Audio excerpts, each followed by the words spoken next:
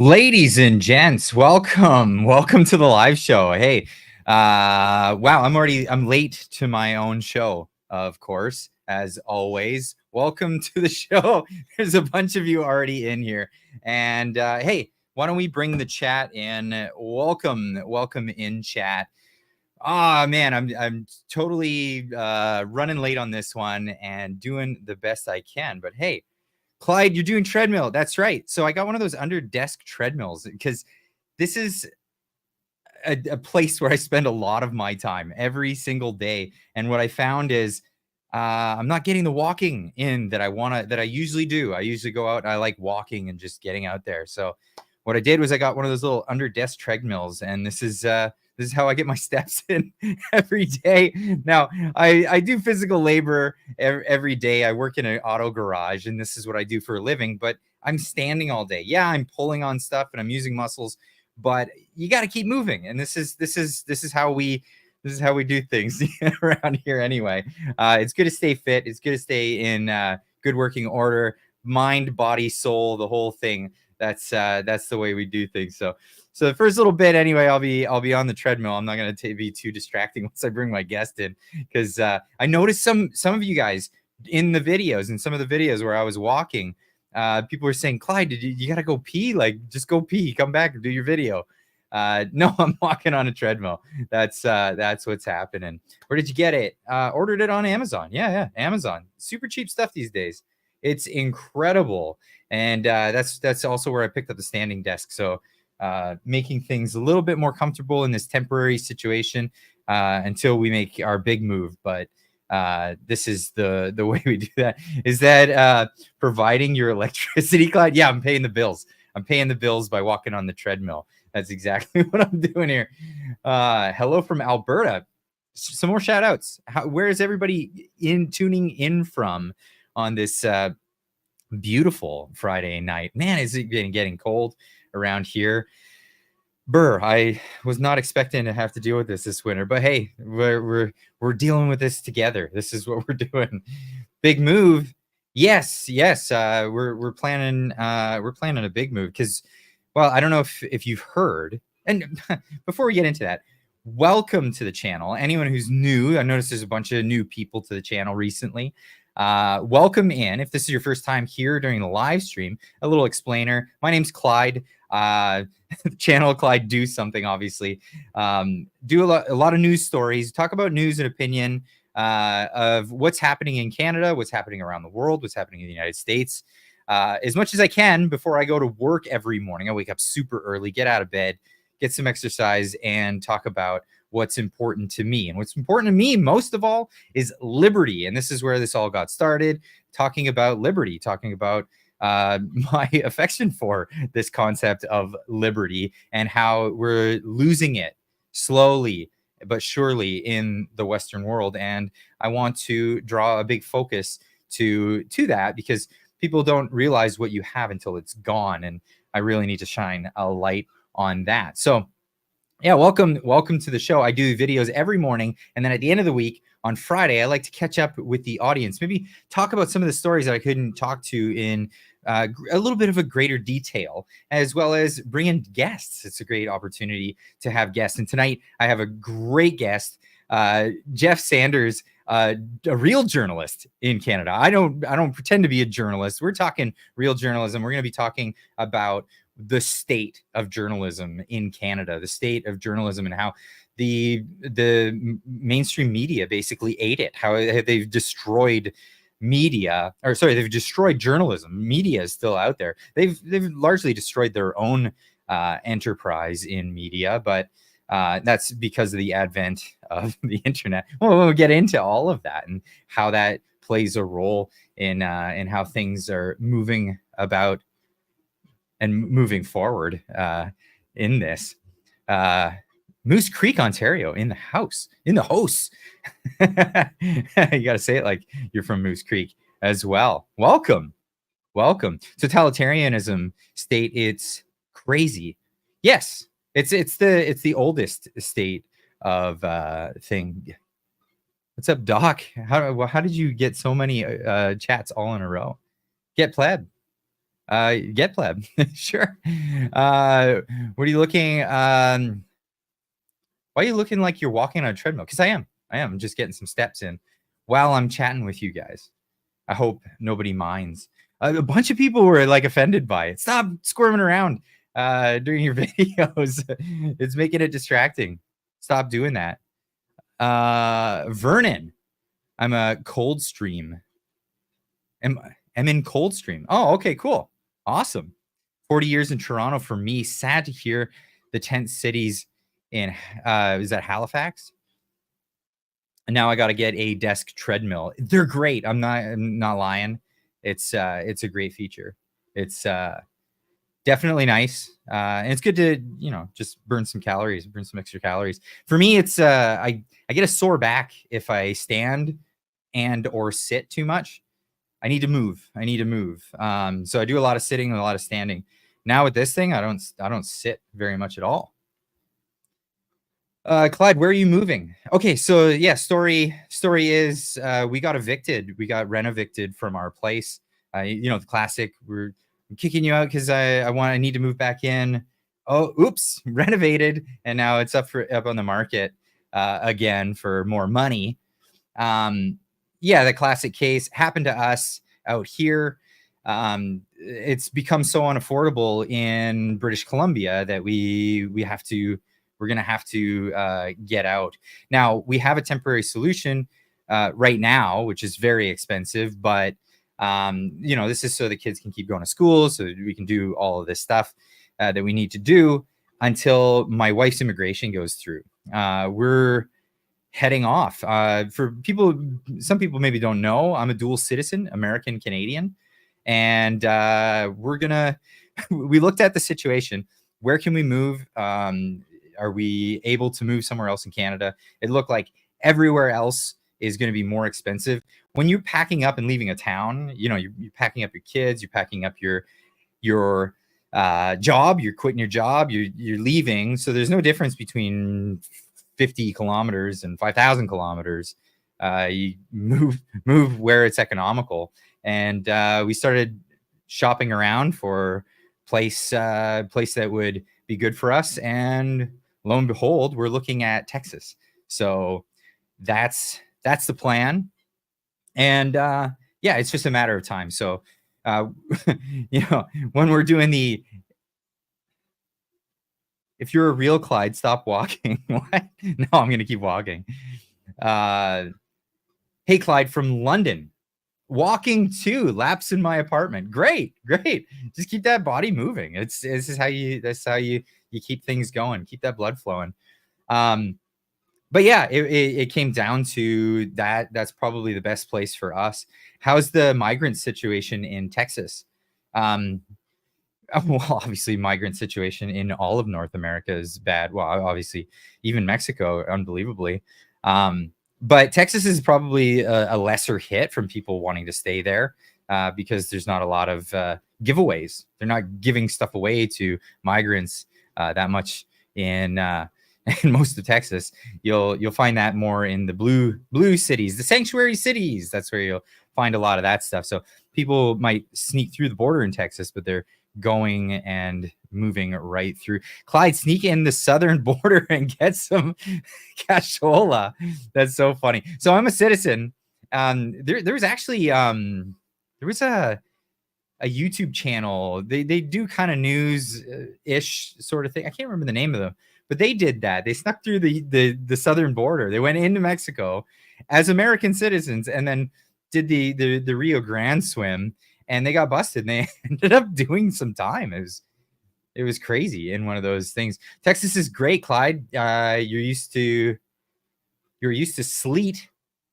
The migrant thing is a mess, but it's a mess everywhere politically. It's great. Yeah, absolutely. Why not walking? Viva Fry, he's fishing. Yeah, right. There you go.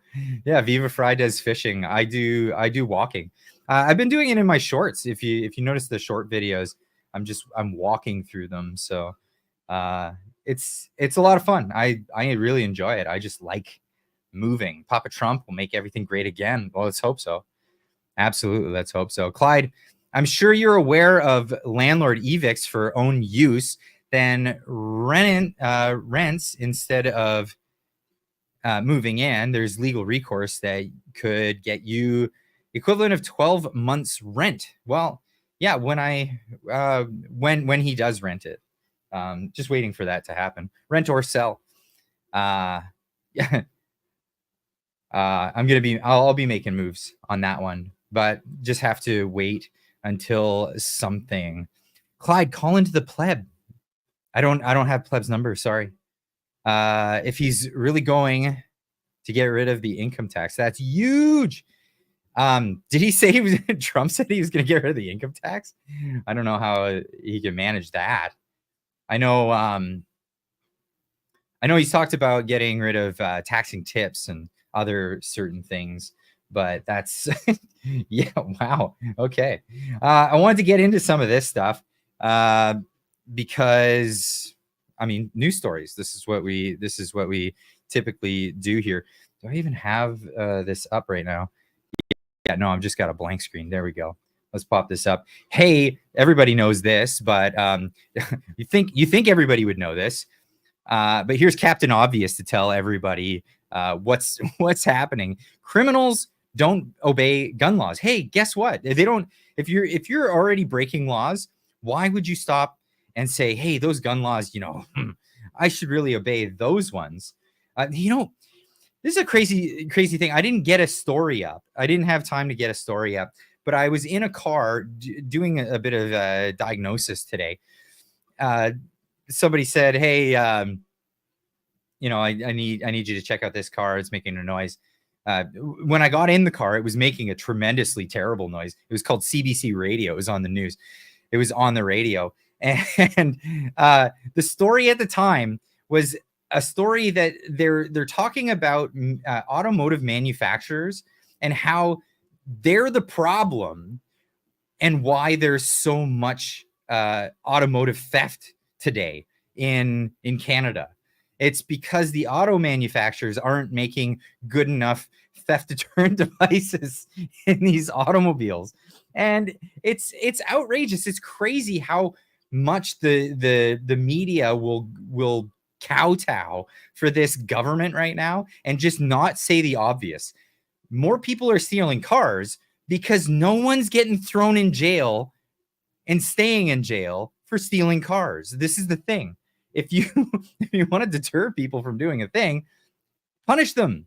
But the problem is those people aren't being punished. The only people in society today in Canada that are being punished are law-abiding citizens. And well, here's case in point right here. Subject of Westlock police manhunt gets bail. Hey, he's out on the street now. He's out there doing his thing. Who's this guy? He looks like a real asset to the community, I'd imagine. Here, Westlock, a country county man who was the subject of a police. Why am I reading it over there? I'll read it over here. Who is the subject of a police manhunt has been granted bail in St. Albert Court of Justice. Rick Ernest Asler, 31, has been in custody since his arrest on October 3rd, and a bail hearing was scheduled on October 21st. But instead, the prosecutor told the court that she was consenting to his release. What? The Crown prosecutor just said, yeah, no, we're not trying to keep him in jail. Why would we try to keep him in jail? I mean, he's only a violent criminal. Now get this, right? So the government keeps saying, Justin Trudeau wants to ban guns from law-abiding citizens. Meanwhile, criminals, gangs get to keep their guns. They're trying to make illegal registered firearms. This isn't what's happening here. So this guy, he's out on bail, unpunished for what he's doing. What did he do? Let's get down to what it was that he did. For bail, he paid $1,500, and his mother put up another $2,500. That's it. That's it. $4,000, and this guy is out. What did he do? Let's look down in the article. Goes on to say, the Westlock County incident. Asler is charged with 2 counts of threatening to cause death, bodily harm, assaulting, causing bodily harm, assault pointing a firearm, 2 counts of unauthorized possession of a firearm, possession of a firearm in a vehicle, possession of a firearm knowing its possession was unauthorized, criminal harassment, careless use of a firearm, and failing to comply with a release order. Court heard that also charges in Morinville and from Saskatchewan courts. He is scheduled to appear in those courts on October 24th and November 7th, respectively. Hey, do you think he's gonna show? I don't know. Maybe this guy is he's gonna break straight. He's just gonna break good, because that's typically what happens with these kinds of characters, right? But instead, what are we doing? We're policing law-abiding citizens for the firearms that they own. Now, the CCFR posted this on YouTube today. Trudeau's gun buyback is running out of steam, and it hasn't even left the station. Law-abiding firearms owners don't want to lose their guns. It doesn't go far enough for gun control advocates, and taxpayers don't want the massive bill, because this is what's going to happen. It's going to cost a ton of money to implement what Trudeau is essentially a giant property confiscation scheme to go after gun owners. Again, law-abiding gun owners. The only people that they're going after are people who have these things registered to their names. Why would they have them registered to their names? Well, because they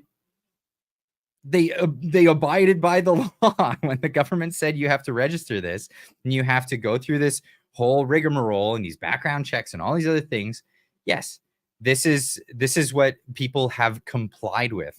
They haven't, they're not breaking the law. They're not turning around and flagrantly breaking the law like all these other people that are just being left out. Tamara, hey, thanks for joining the chat. Welcome in. It's been a minute. Miss Senia, but I know I understand how you're laying low. I get it. Once your stuff's up, you got to come back on the show, and we'll have a chat. Rogan and Trump now. Okay, so I knew that was going to be the primetime breadwinner. I feel sorry for anyone who's trying to restream it. that one might get some channel strikes. Maybe get people taken right down off of the YouTube entirely. But hey, it happens every time a big event like that occurs. What's happening to Clyde seems like the flow and purpose of the old format has been lost. What are you talking about? This is a live stream. But yeah, been a long time. Yes, I would love that. Yeah, of course. Gotta have you on. As soon as you're able to. That's exactly it. But yeah, getting to this article here. Opinion: Ottawa's gun back is rightfully falling apart. I think this is Brian Lilly from the Toronto. No, Halbrich from the Toronto Sun writing about this. Prime Minister Justin Trudeau's gun buyback policy is running out of steam. So what they're trying to do, and what they've been trying to do, and what's really been a big hiccup for them. Let me just stop this so we can read this article without bouncing around. What they've been trying to do, and Trudeau's whole idea behind this was, we're gonna create this ban. We're gonna buy back guns, and we're going to tell people that they're going to have to hand in their firearms. And what they thought was going to be an easy thing of just telling the provinces, hey, send out your local RCMP dispatches, go to people's homes door to door that are registered, who have registered that they have these firearms, which the government arbitrarily just deemed illegal and arbitrarily, it's in the name. So they did so just by happenstance, by These firearms look funny, they look scary. They may have been on a list in in the United States as being particular types of firearms, which we learned why the Serbu Buttmaster, which was a joke, ended up on the ban list in the part of Bill C-21, the amendment when they brought that in. Remember, the amendment for Bill C-21 was much bigger than the original bill anyway. It was only like 40 some odd pages, and then the amendment to it to add all these other firearms to it was hundreds and hundreds of pages. This is this is the MO. This is the way the government's been working when it comes to this. And the rollout of this, the idea has been, let's just get the provinces to deal with this. We'll get the provinces to foot the bill for one, and send out their police that have already are overstretched and have too much stuff to do because of our terrible bail reform in Canada, which has, I just pointed out, been releasing violent criminals out back onto the streets. So the police are wrapped up and they're tied up, and the provinces are saying, no, we're not going to put our resources towards this. We're not going to add to something that we don't even consent to. We don't want our the people in our constituency to have to deal with the government coming in and infringing on their rights. G-Meister throwing in there, remember, for 28 months saying Tamara for PM, honk honk. Tamara, would you actually even want that job if it was offered to you? Holy cow. I can imagine where you'd be at with that. But I'll let you answer for yourself.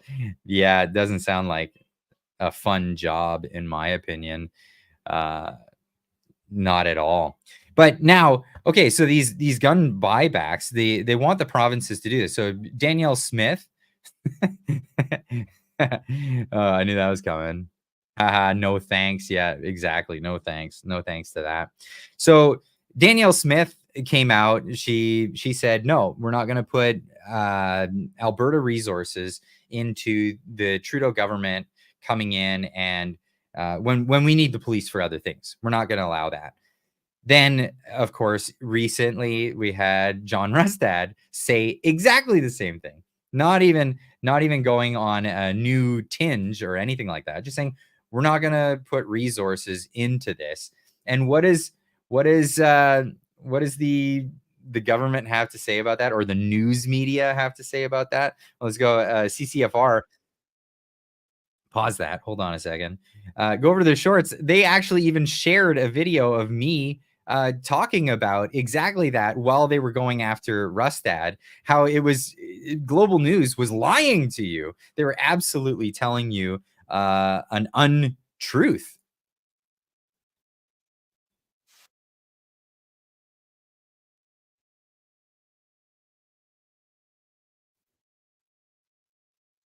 I'm guessing the audio is not going to go through on that. Give me 1 second. I'll share the screen for this one. Present the screen. I keep forgetting that we're dealing with a different software in this case. Here, let me share this with you again and hit play. Let's not go after law-abiding citizens in the province. The new restrictions that have come in are limiting what legally you can own. What they're showing here has always been illegal. All of these criminals with firearms have always been illegal. The changes to the law have not affected the legality of the criminals that have been bringing in guns. And of course, this is a misnomer when they start showing clips of this stuff in response to what John Rustad was saying. They're going after legal firearms owners. Let's not go. They're going after legal firearms owners, and that's realistically where that's at. It's really sad to see the media turn around, and because this isn't. Here's the thing, it's not. It would be really hard to come to that conclusion, in my opinion. So when the news media hears what John Rustad says, it's not they're not dumb, and they're not out of the loop. they're completely in the loop. They're in the news cycle. They know what's happening.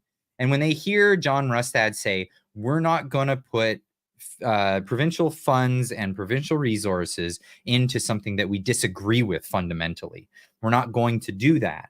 And then they turn around and they say that John Rustad is trying to take over and not abide by the gun laws that exist. And that's not what he was saying. What he was saying was, this is some extra thing that has nothing. It's just confiscating property. But this is, so what I'm getting to is they're completely lying in this case. And I try to give people the benefit of the doubt the most possible in any scenario where it looks like, okay, maybe they're coming from a different place. Maybe they have a different opinion. Maybe I'm reading into it wrong. I always try to make a double take. I always try to give the other side, or whoever I'm looking at, maybe they have the benefit of the doubt. But in that case, it was completely black and white. They don't see it that way. They're spinning it.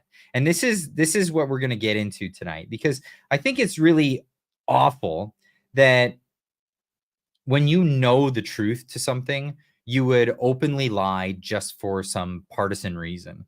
You would openly lie just to get your point across in this type of sophistry that you see in the mainstream media a lot. And tonight I have a special guest that I want to bring in to talk about this and to talk about journalism as it stands, because journalism is not the same thing that we used to hold in high regard as people who would come to the story and they would show you the whole story and let you come to your own conclusion. So without further ado, I'd love to introduce you guys out there in chat to my guest tonight, Jeff Sanders. Thank you so much, Jeff, for joining me today. Oh, it's great to connect with you again, Clyde. Absolutely. So you and I, we met at the conference that was being held in Victoria, the We Unify conference. You were there reporting on it, and you interviewed me. I thought it was a fantastic interview, and I'm glad we're able to connect with this, because I want to talk about journalism and the state of journalism in this country. It in my opinion, I think we've taken a step in the wrong direction. What do you think? By we, are you talking about the media or everybody that's consumers? I mean collectively we don't even view journalism as what it used to be. The guy in the trench coat that's just looking for the truth, or holding truth to power, this kind of thing. I think right. on all ends of this, the consumers of media, they're unfamiliar with what journalism is anymore, and the media outlets, they don't even feel like they're concerned with keeping these ethics like they used to in previous generations. Yeah, well, I studied it 35 years ago when it was a more noble profession, and in the class that I was in, it was a different era back then, certainly. We didn't have credit cards and bank overdrafts and everything. So you kind of, everybody had to live by what they earned, I guess. But everybody that was in my class, we were all from pretty modest backgrounds. We didn't have any silver spoons in the group. Some of those people that I did go to school with have stayed in journalism ever since, and we're still in touch. We get together once in a while. But they're the best example of how journalism has absolutely changed from the way we were trained to do it. I had a 25-year gap from when I stopped writing back in my early 20s to when I kind of resumed it again a few years ago. So I was thinking maybe I hadn't been tainted by, the changing landscape. But, quality of content has no place or no value in today's journalism, because the people who are paying the bills are only interested in how many clicks get onto a story. they don't generate a lot of money with their advertising, and if they can illustrate that there's a lot of people going to this particular story or this type of theme, then that gives them a little more leverage there. So, we have a very poor paying industry. It's hard to make a career in it. And, you just have to get the content out there in order to try and earn enough money to make a living at it. There's a lot of different things that have kind of come into play. The partisan issue is it's a lot broader in scope. I think you're going to have to maybe try to ask me some questions that kind of dissect it a little bit better. But overall, I came back into the industry hoping to kind of resurrect just the way we were trained in the past. I'm not sure I accomplished that, or if I'm still part of the problem. But it's not what we all agree. There's fake news out there, I would argue, and it's not necessarily the news we go to. It's always the other guy, and we see that in among the journalists pointing fingers as well. Well, we've seen the landscape change tremendously, even in the past few years, not even in the past decades. Like the past few years now, everyone is going, YouTube relatively 10 years ago was a small website. Now it's probably one of the biggest consumption sites on planet Earth. This is where so many people go to consume content. They're also going to places like Facebook, Meta, Instagram, X, all of these different places. And the name of the game on these places is the most salacious thing gets the clicks, right? And famously, it was publications like BuzzFeed. What was the Gawker, I think, was one of them that doesn't even exist anymore. There was a few other ones. Vice is another example where they started off. They were supposed to be trying to be run and gun journalist types, and it quickly turned into this, just a click generating thing. How can we, throw as many pinpoints on the trending topics and try to get as many clicks onto our articles as possible without any real care in the world for, is this ethical? Is this right? Are we telling the truth? Are we just misleading people? Are we giving people the wrong idea? What is the byproduct of all of this misleading? And of course, the term fake news keeps getting thrown around, but this I believe is a lot of the origins of this. What do you think of that? I think you're onto something. One of the features that I noticed with the rise of the internet is entrepreneurs or other people were looking to maybe get out of, I don't know, their 9-to-5 that they were doing at a community newspaper or maybe a bigger outlet, and creating their own news website.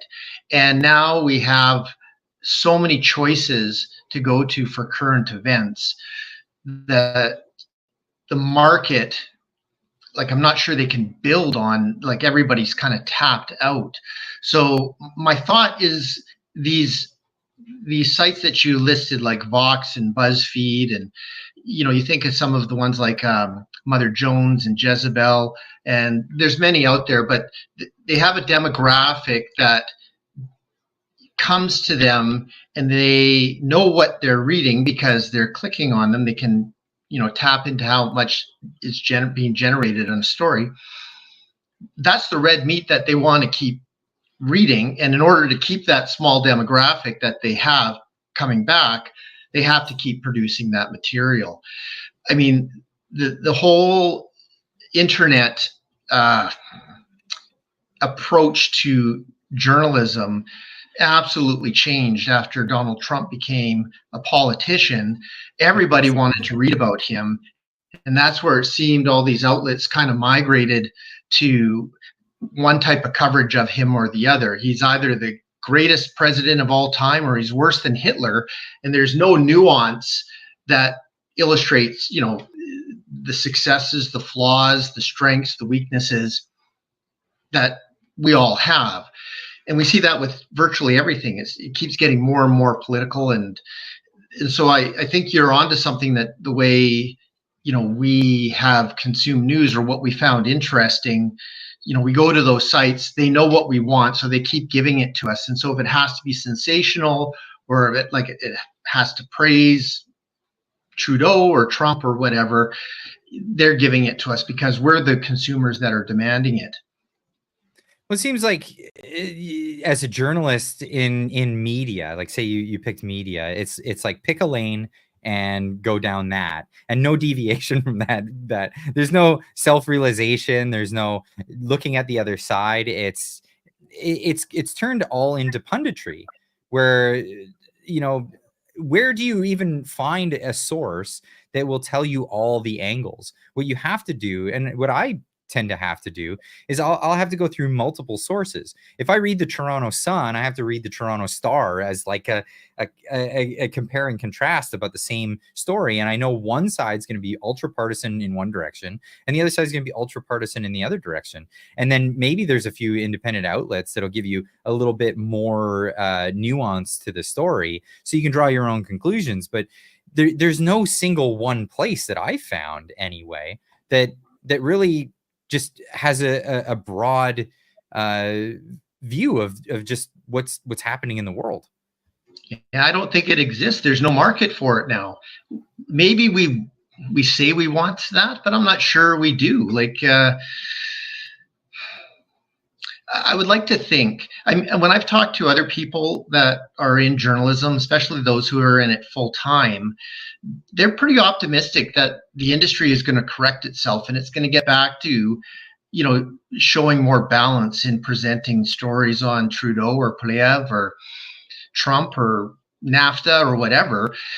I don't think so. We're the consumers, like I say, that, if you're going to start showing more balance, I think I sent you a couple of things. There was a New York Times, there was an article that they wrote about, I guess there was a couple of mass shootings, and Donald Trump was president, and they had a headline that said, I wrote it down here, Trump urges unity versus racism. Well, that upset all of the New York Times subscribers, that they demanded they change the headline, and they changed it to assailing hate but not guns. So that was their first edition. They, from the blowback from their readers, they demanded something that would make Donald Trump look worse. And so that they accommodated. There's examples of this all over the place now. And so that's why I think it's going to be more difficult if the New York Times, for example, was to start giving some positive press coverage to Donald Trump. Their reporters are going to quit or mutiny. Their subscribers are going to cancel. Like, they go there for the bad stuff on that guy, right? And I don't know, are we brainwashed to a degree that that's all we need to get our dopamine or something? I'm not sure. I will say, though, in Canada, which used to always have a very good reputation for media, there wasn't we just culturally had a more neutral approach, and we needed it. I mean, the CBC was the only network that would get up to Northern Canada, so they kind of needed them to be professional, and they were. But, nowadays, one of the big concerns that I would argue exists right now is a lot of the media outlets, and that goes for our smaller community newspapers as well. They have access to federal government money in order to stay afloat, or to hire reporters, or to do different things related to just producing news. There's a lot of I'll say independents, but there's a lot of outlets out there that don't rely on that money. If the tap was turned off today, I have a feeling that those outlets that are relying on that government money would have to look in the mirror and try to figure out, now what do we do? Because that's part of how they budget. The ones that don't get any of that money, they're going to continue to survive because they figured out how to do that in a market that gets no government money. So that's another issue that's kind of, I've seen come up and talked to others who've seen that government money have influence in how the editorial decisions of their newspapers or media outlets are conducted. So that's a problem in our country too. Well, it really shined its ugly head when COVID came around, and the government was really pushing. The Trudeau government was really pushing their own narrative, and the media became a mouthpiece for them. They complied completely. You gave an example of this. I've actually shared this one on social media many a times, and this is that famous Toronto Star the cover page where they just have this nasty stuff that they're quoting on this. Now later on, the editor came out and said, "Oh, it was a mistake that they published it in this way."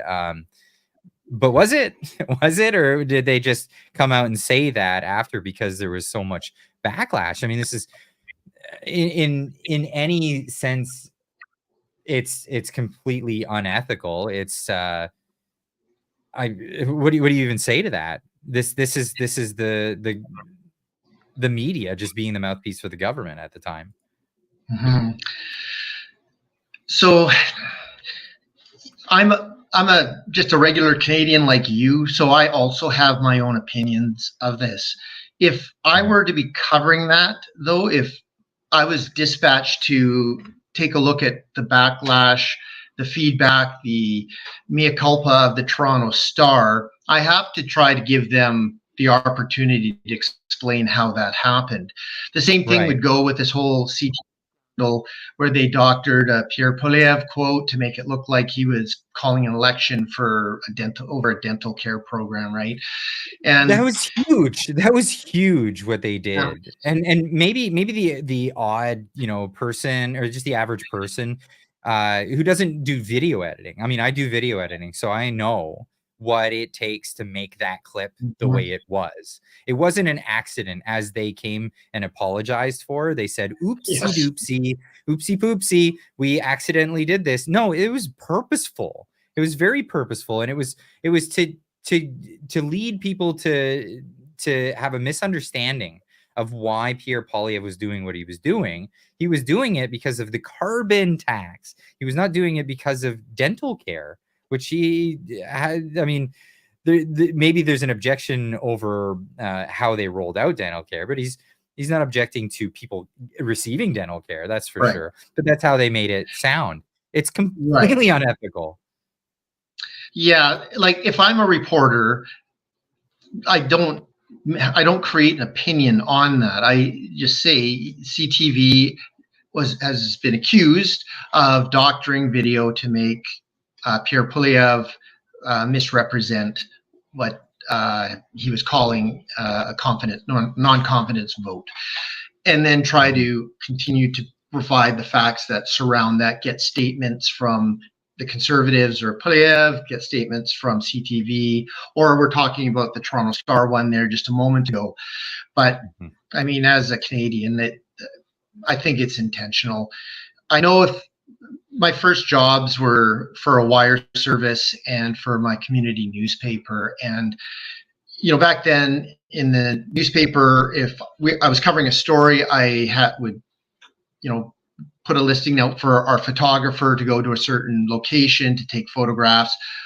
If we made a communication error where your name was wasn't published properly, like we had a different name down there, we would get called into the office by the managing editor, want to know why there was the mess up, how we're going to fix it, and make sure it doesn't happen again, because it made us look bush league. That's just making a mistake with somebody's name. If we did that again a couple of weeks later, somebody's getting fired. Like it's such a lazy error. But these errors aren't even considered anything anymore because we have these egregious ones that come up all the time now. I don't know. I'd argue that people are getting promoted when they do stuff like this, but Oh, it's yeah, it's a there's a shame. It's not the type of thing we would have failing ever done. upwards failing upwards as we call it. Now, so you sent me the image of their statement of retracting what had happened or clarifying. So this is the statement from CTV National News. September 26, 2024, CTV National News today issued a following statement regarding a report on its September 22, 2024 broadcast. A report on Sunday's CTV National News broadcast did not meet our expected and required high editorial standards. We sincerely and reservedly apologize for the matter. This report went to air and the false pretension is created. As is standard practice, we conducted an investigation to determine whether a breach of our editorial policies practices had occurred in this case. The investigation found that 2 members of the CTV News team are responsible for altering a video clip, manipulating it for a popular story. Their actions violate our editorial standards and are unacceptable. Those individuals are no longer members of the CTV News team. Our duty to provide accurate, fair, and balanced coverage of the issues that matter to Canadians, and to do so fully independently, is of the utmost importance to us. We will continue our work to earn the trust of millions of Canadians who turn to CTV News each and every day. Now, this was after they made a public statement on their show. I can't remember the name of the anchor or the news host, but he basically said, oops, it was a mistake, like it was an editorial mistake. And then they came out and clarified it and came out and said they fired some people over this, which I think is, I don't think they fired them. I think they just reassigned them to a different branch of their their organization. They would have been fired 20 years ago or even 15 years ago, but now this is, I think, part of the practice. I was watching TV with I don't watch TV almost ever, but back but I remember the date. It was October 28th, 2018, and a day or two earlier there was that horrible synagogue shooting in Pittsburgh, and the TV was on. I was hanging out with my wife, and CTV News came on. So whatever we were watching, that followed afterward, and I just started kind of paying attention. But they've been doing this since October 28th of 2018 anyway, because 6 of their lead stories were all framed around how bad Donald Trump is as a person and how he contributed to the synagogue shooting, and how, Bolsonaro in Brazil was gaining populism as Trump of the tropics, and then highlighted how corrupt that guy is. That network has been practicing this type of, faux journalism for years now, and it's part of the problem. They used to have street credibility, like all of the media outlets in Canada had, like I said, had a pretty good reputation. A lot of them are still living off of that reputation, and they, don't deserve it anymore. This apology by CTV is probably genuine because they saw they were losing access to the federal Conservatives, and that was going to be tough for them. So they did the right thing. Yeah, that's huge. So I should mention to everyone in the audience that, the Pierre Poilievre came out and said that he instructed all of his members of his party to not speak with CTV over this matter, and for good reason, and I can't blame him over this. But yeah, that's so. A great that's point. Why I think the apology was, framed as sincere as it was, because they knew that they were in jeopardy of access. With that said, it's kind of standard. It's just somebody with the Poilievre campaign, or his officer, I don't know, somebody, I can't remember who it was, that picked up on it, but they were paying attention. You're going to probably start seeing more politicians, bringing their own cameras to record their interviews. I know Carrie Lake and Donald Trump have been doing it in the U.S., and I think Poilievre has done this occasionally up here, but they need to have a protection system in, because we are in the media are trying to find ways to misrepresent what they say and do. And this is a very clear example of what's happened in Canada. I mean, that's just smart to have your own insurance policy. It's like having a dash cam in your car to save you from other people that are, scams or carjackings or things like that. People taking full advantage. What an insane situation. Because like the news went from, just telling you what's happening to become this ultra partisan thing to then becoming libelous or slanderous. And, in Canada, just like in Canada, it's very difficult. I think it is in the United States, but it's even more difficult when you're a public figure to sue for libel or slander in the case, that the media comes out and says something wrong.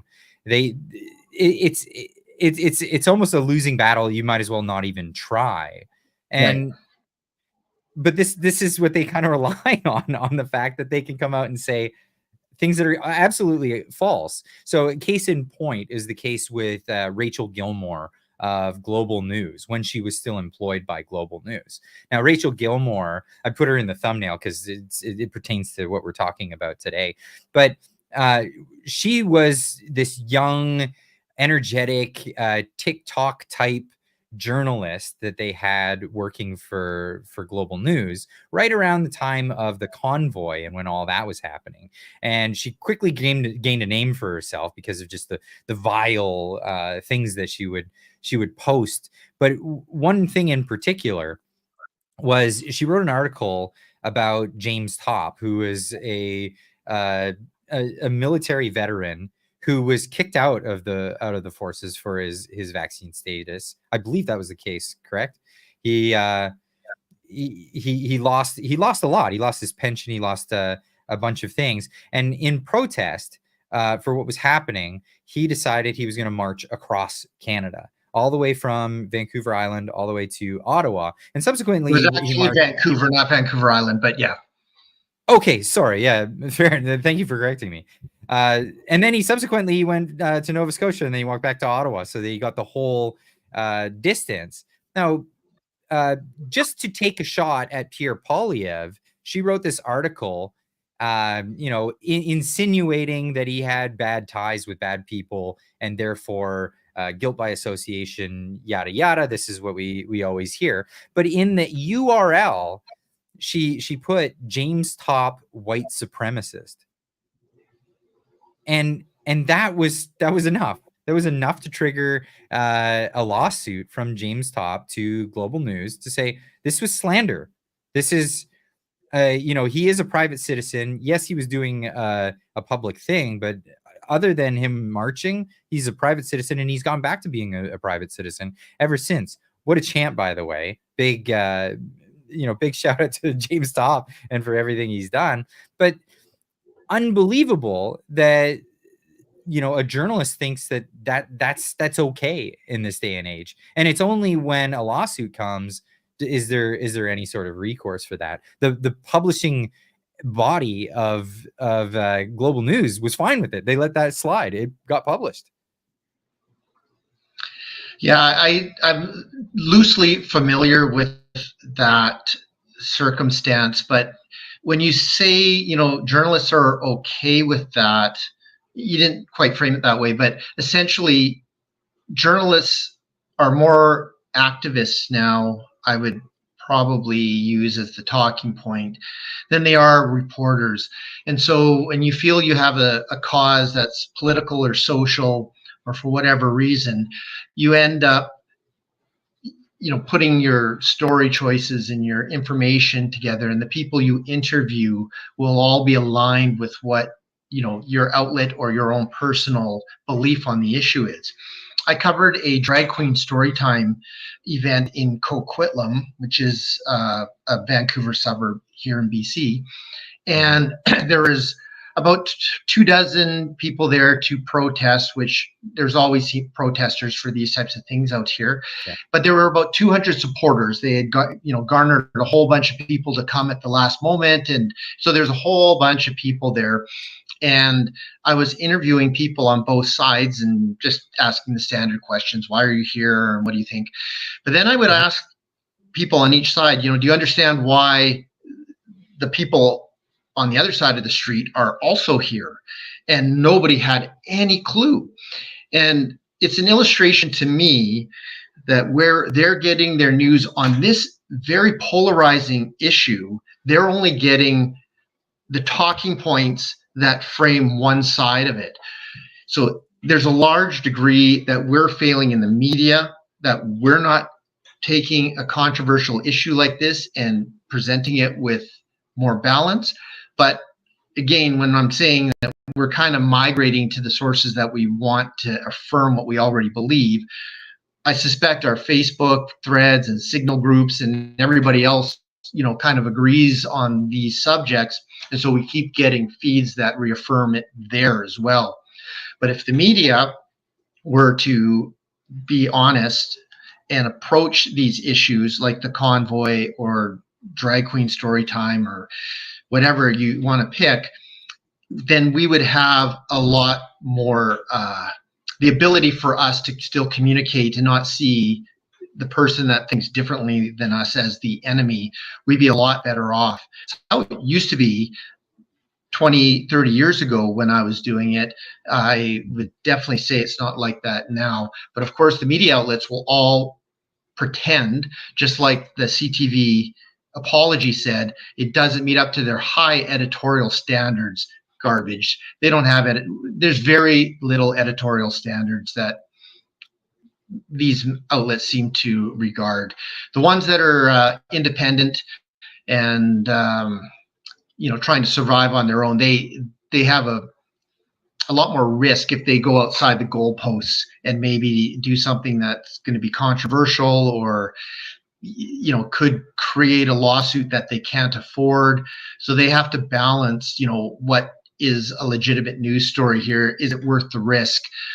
And even as a Canadian public, there was a premier here in BC named Gordon Campbell. Now he had an election where he said, we're not raising our salaries. And then boom, he raised salaries for the MLAs immediately after he was elected. He was caught drinking and driving in Hawaii, which was sort of considered a scandal, but not as big as a political lie.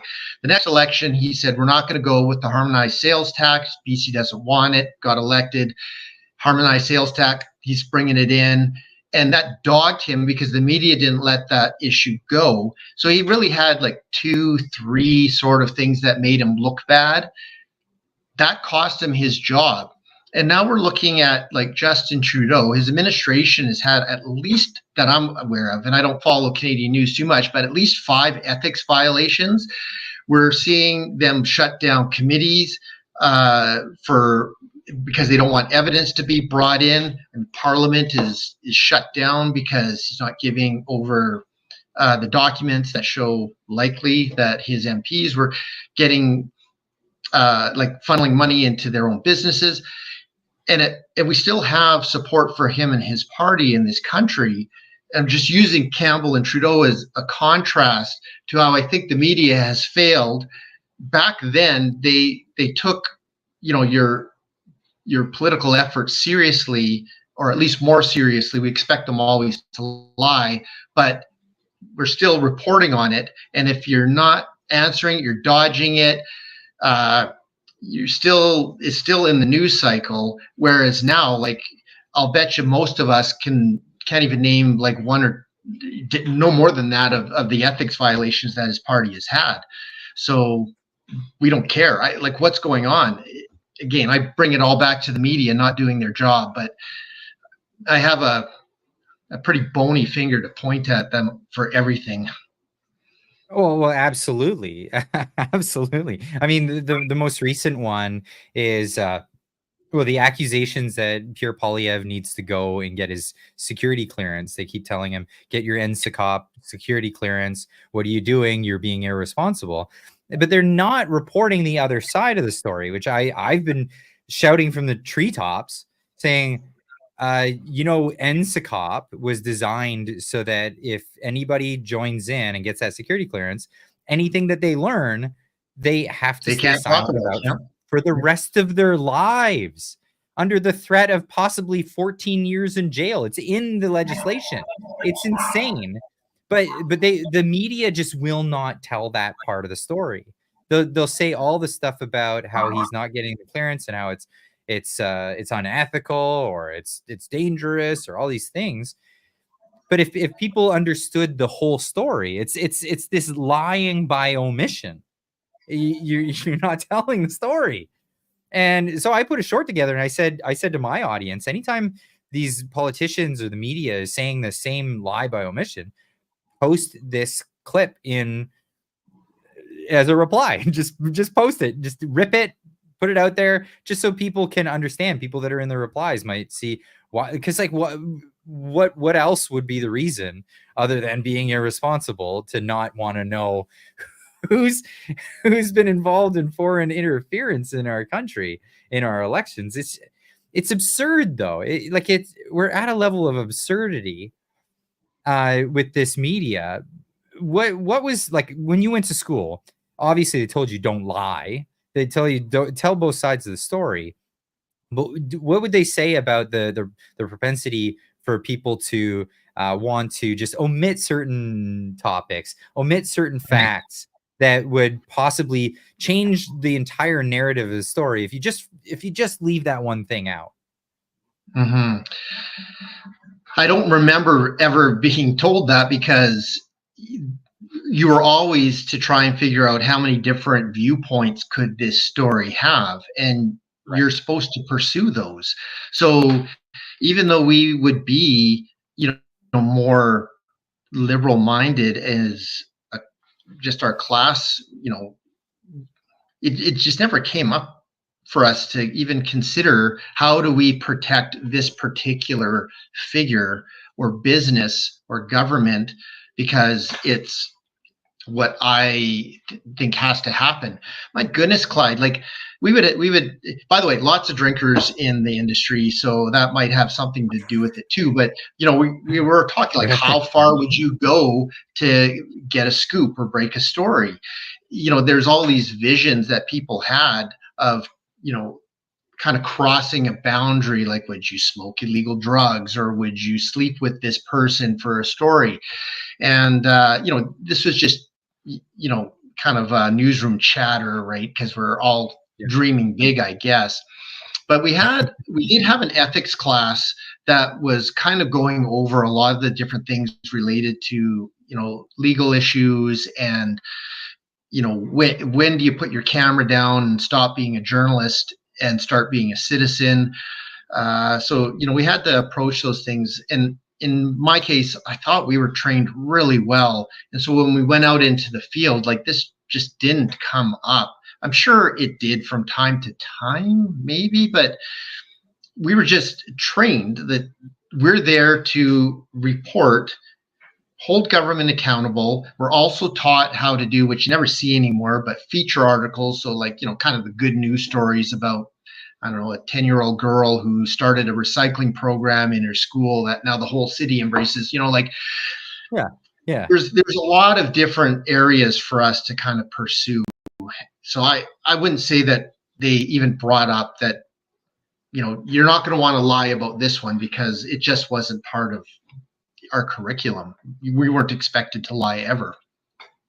Okay, so yeah, they just assumed that you guys had morals going into it. Fair enough. And Right. that you're into it for the right things. Mm-hmm. Again, we're back to, the integrity of the industry is crumbling, or has crumbled. I drive a truck full time, and, I would go around the satellite radio listening to all these different, different stations that had their own view on a particular issue, and these stations for Canada, these stations for international. And you'd kind of be able to glean a little bit, but they were never off base too much. But I mean, this to go one step further by omission, and we see that all the time nowadays when we have unnamed sources and we have doctored quotes or quotes that only have 2 or 3 words, and then they can frame the context around that.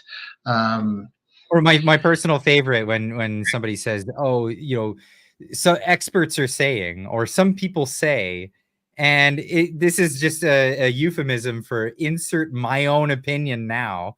This is this Mhm. is the this is them Well, do you remember editorializing. when They're not actually what was it? fighting anybody. That there, the Soyuz newspaper, when the editor was interviewing Pierre Poilievre, and he was eating the apple, and he was saying things like, people are saying that you're taking pages out of Donald Trump's playbook, and he's like, what people? And he's like, Ooh. you're here doing you're doing a populist movement. What does that mean? And I mean, everybody saw that, but that's exactly what we tend to do when we want to have a gotcha moment or an adversarial interview.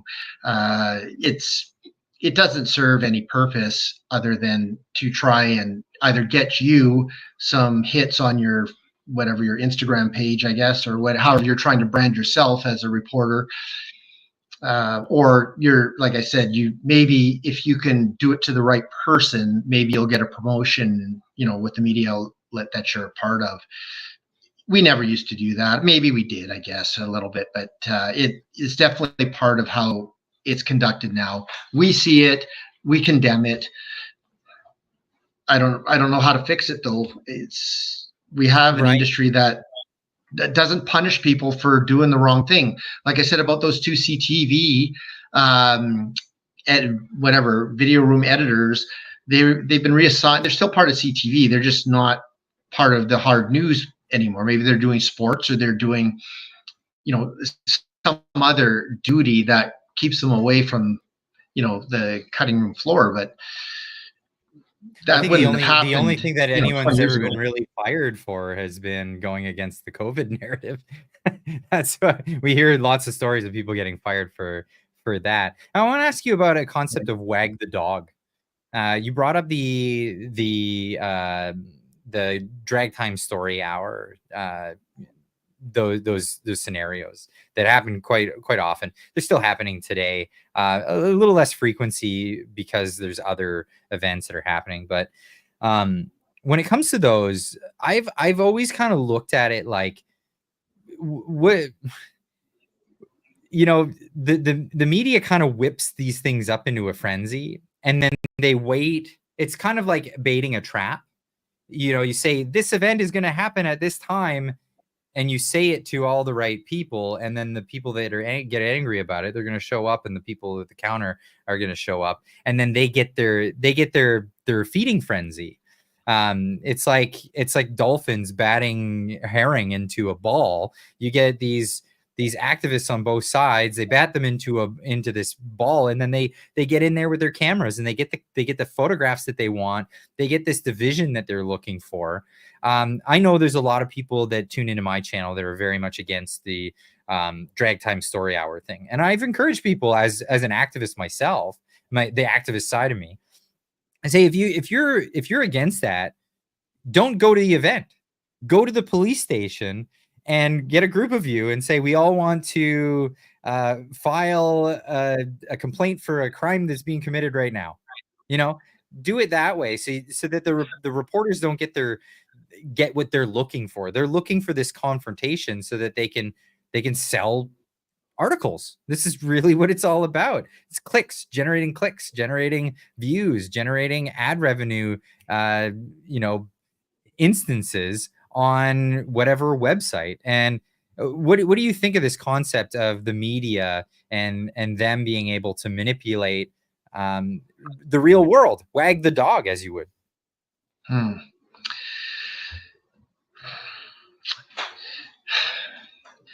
I certainly think the media's influence has a profound effect on what's happening culturally in the Western world, for sure.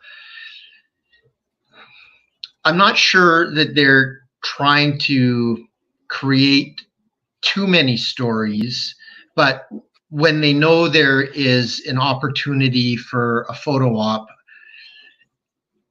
I would imagine they would want to be there. That's not as easy nowadays because we don't typically have, as many newsrooms. There's a national scope for a lot of media that, you can write about St. John's, Newfoundland, something going on there from your house in Squamish, and you'd have to rely on somebody else to go out and take that photograph. But certainly the way they choose stories has an influence on how we perceive. There's a great one. One of the satellite stations I would listen to was National Post Radio, and I don't listen to it anymore. But they'd have a regular host from Monday to Thursday, then they'd have a Friday host, and then in this particular circumstance, the main host was on vacation, so the Friday host was covering 2 weeks of his absence. So on one of those mornings, they opened up with there's a big news day because Canadians just died several hours earlier in a terrorist attack in Spain. Oh, and wow. Historically, that is the lead all across the country. There's nothing that can top that, or very little that could. I suppose a nuclear bomb maybe somewhere, but that's big news. Canadians dead, terrorist attack. This is what we know so far. We want to know as Canadians. But what this host did and her producer is they were talking about, we finally have proof that Donald Trump is a racist. And that was the very fine people comment. Now, the day before, I actually listened to that press conference on satellite, and I was like, what are they talking about? I didn't hear anything. And they're popping champagne and high-fiving, not talking at all about these dead Canadians.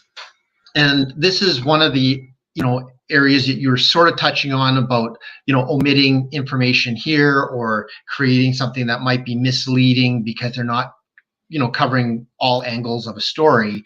Here's a great example where for them, the most pertinent story for their Canadian audience is a manufactured story about Donald Trump and racism, not that Canadians were just murdered abroad in a terrorist attack, and is there going to be more? Like, there's so many different threads you can kind of go down there. I sort of forget what you said. I think it was about wagging the dog, but yes, when your front page says, I hope the unvaccinated all die, you're putting a message to your readers and your listeners and your followers, your subscribers. And the more you do that, my sense is the more we start demanding to hear that. And if you're not going to keep, raising that bar, or at least meeting it with that type of sensational type of content, then we're going to go find it somewhere else. And there's lots of choices for it. It's very true. This is why I think it's tough, Clyde, for the media to regain trust in the consumers. Like, it's a different world, and it's a different industry out there. Like, I will pitch a story and my editor has to balance a lot of different factors. One, I'm going to have usually a lot of interviews and more research. I'm not in it for the money. I want to get paid, but I'm not doing it for that. I have another job that pays my bills. But his copy editing staff, which is very thin, is going to be spending, 3 times as much time on my story than 3 other stories that would be submitted. So he's got to balance that. Is there a risk that, they have to decide how it's going to be viewed on a social media platform? Could they be getting a strike from that? Could they face a legal issue? We sort of touched on that as well. And so with all of that, it's the broad boundaries that we used to, here's kind of the story, but here's the big picture. And we used to have that freedom to sort of pursue it and make a big, balanced, informative story. But now they're much more comfortable keeping those narrow boundaries and stay within those goalposts and don't stray out. It just makes life easier for all of us. And this is with like Epic Times, which I find one of the reason I guess I probably chose them to apply was I found that their journalistic standards were as good as any that I had seen, but they also have their limits. And they have a big footprint in the U.S., smaller here, but he's got to kind of keep that in mind. And even with Epic Times, we covered the truckers convoy. We covered James Top. I broke that story. We led on like vaccine truth. And a lot of people came to this media outlet because they knew there was information out there, but nobody else was covering it. And so again, they know that this was something that people like maybe your viewers were interested in, and they were responding to it. So they would put more content like that out there, but they don't want to get too caught up in just having a newspaper that's all about the truckers or COVID or whatever. It's a tough balance. And but I don't know how we go back to where we just have a variety of sort of just new what would constitute news stories. Like it's such a difficult landscape to pursue now. Nobody trusts the media, so maybe it's better just to kind of keep your demographic that you've attained and make sure that they stay happy and they keep coming back. I think though, and I'll repeat this, if the money was turned off from the federal government, there would be a reckoning in a lot of these boardrooms with the editorial staff on can we survive without it, like, or do we have to start changing our outlook and how we go about things. A friend of mine was telling me he was talking to somebody who's very high up with Glacier Media, who confided like that they're on a razor's edge right now, and may not be here tomorrow, kind of a thing. So and I think they're getting government money as well. There's a lot of options for that. I shouldn't say because I don't know for sure. Yeah, well, okay. So I wanted to continue on with what you're saying. Our stories largely based on what our audience wants. Yeah, so I want to keep going on that thread, but before we go too far away from it, I do want to share that Snopes finally did debunk the the very fine people hoax. It took them years. It took them, I think, almost 8 years to do it, but they finally did. They came out and they said that no, it's false. That it was completely taken out of context. He said there were fine people on both sides of the protest, but he's not talking about. He specifically says, "I'm not talking about the neo-Nazis and those white supremacists. Those people should be condemned completely." That's what he said, and they cut that part out, and then they had their way with it. But yeah, getting back to what you were sharing there, with the news media and the idea that the government pays them to stay alive. Now, this is an interesting thread that we're kind of getting down, because the government tried to basically take over news media in Canada. They did with Bill C-18. They tried to regulate it in a way that would force the new media, which is social media companies, to pay these media agencies or these news organizations that are labeled as news organizations by some government entity, pay them for their links being shared on social media. And in their infinite wisdom, they didn't even check with the people who are in the industry to find out what would happen. And what ended up happening was Meta banned news in Canada. They just banned Canadian news from their website platform entirely, and so it shut them off. So the only people that you'll get news from on Meta are either independents or people who are doing it in opinion pieces like myself, or you'll get it from American news outlets. And one of the things that I thought might actually occur is that a lot of journalists might actually leave Canada, work for American news outlets, and report on Canadian news from an American news outlet in order to give news on Meta to Canadian viewers. I know that's completely counterintuitive to what they were hoping for, but this is the beauty. This is why I studied economics, because I love the idea that, you know, people might have this plan, but there's this law of unintended consequences. It's not about who you're trying to affect initially. It's about who else is it going to affect down the road, and what are all these unintended consequences that are going to occur. The government didn't see that coming, but in their infinite wisdom of trying to manipulate the media, they manipulated it actually against themselves, or against Trudeau anyway, in this case. Yeah, you might be right. I disagree with you, though. Like, I have a different opinion, and I think that was the consequence they intended. I think they wanted to stop the spread of negative news that was steamrolling with Justin Trudeau. Facebook and a lot of these social media platforms, that's where a lot of us forward those types of articles to, the other people that we're connected to. So my thought was that that's what they wanted. They wanted to slow that spread of news down, and they probably succeeded. But that's just an opinion. I don't know if it's true or not. I don't think they were looking out for the media whatsoever. I know I met a guy who he worked for, I forget the name of the outlet, but anyways, it's a community newspaper up in the Kootenays here in BC. And he was there for 10 or 15 years. Then he went and started doing something else, but still freelanced for them.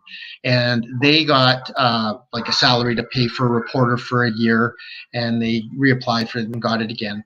And but he was still submit his content, and there's never been a problem in 20 years that he had been writing for them.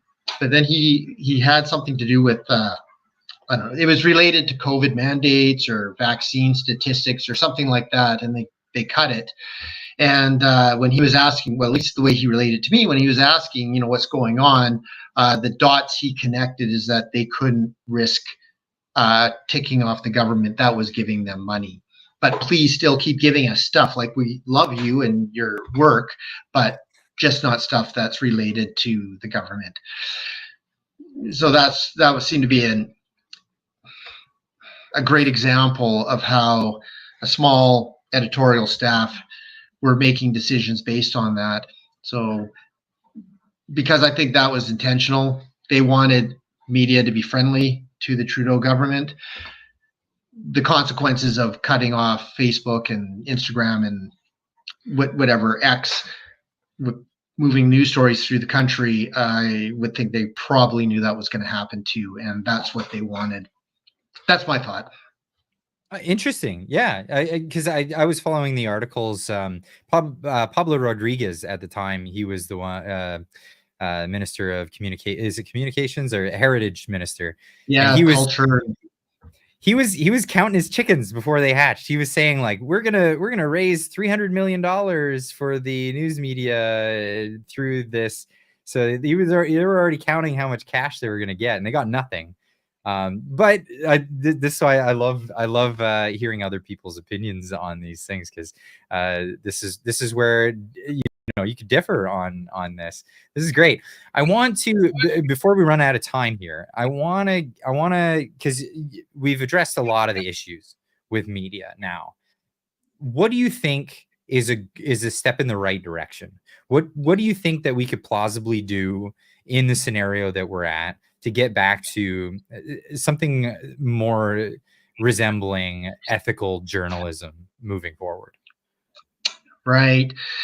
I've thought about this a lot. I've talked about it a lot, and I don't have any impactful answers, I don't think.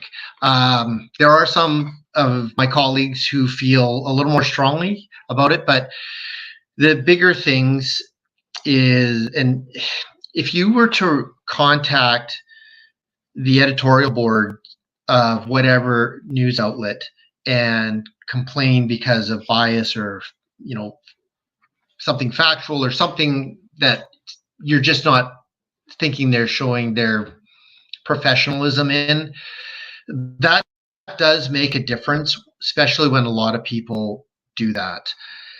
I do have an example from my own personal history, but this goes back like 20 years. And I got a retraction from the Vancouver Sun because of it. That said, we're not really going to the media that we already have labeled as fake news or we have a problem with. So we're not going to be getting that opportunity because we've kind of just written them off. So we don't even check to see if they're any good anymore or they're getting back to being professional. But that is one thing that tends to make a difference, is if a number of people do contact the editorial board and said, hey, you didn't cover this fairly or factually, I do have a problem with that. The only tangible thing that might have a longer term effect is if we do support the independents that rely on subscriptions or donations to help keep those, their platforms or their media outlets alive. There's a lot of effort to try and to show a little more integrity when you're relying on subscriptions and advertising revenue compared to, government handouts or, sort of big corporate dollars that come through, a broader advertising platform from, whatever, Canadian Tire or something like that. Mm-hmm. Somebody like you, if you started losing subscribers, you're probably going to do a quick evaluation of what it was that you did and see if you have to apologize or do you have to, make some type of adaptation or correction. You take like Blacklock's Reporter and Western Standard and Epic Times and Counter Signal, and they're all relying on subscribers to kind of keep them afloat. And then you have independent people, Will Dove, and there's a whole bunch that are out there to try and do what they think is got a little more professionalism to it. So supporting them is a good way to also, if the tap is turned off of all the other ones, these guys are still going to survive, and then maybe their profile will be raised a little bit more. The other thing is the community newspaper is starting to fade. It's becoming a lot more difficult for a lot of these communities to still have those, and those have always been very critical to help keep a community together.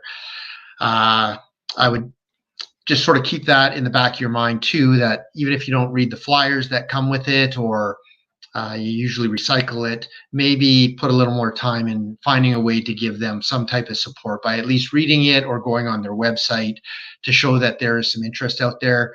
Once those go, because they don't really have to be political too much with, because they're just doing, here's our, ugly potato day, and here's, what the midget hockey team did.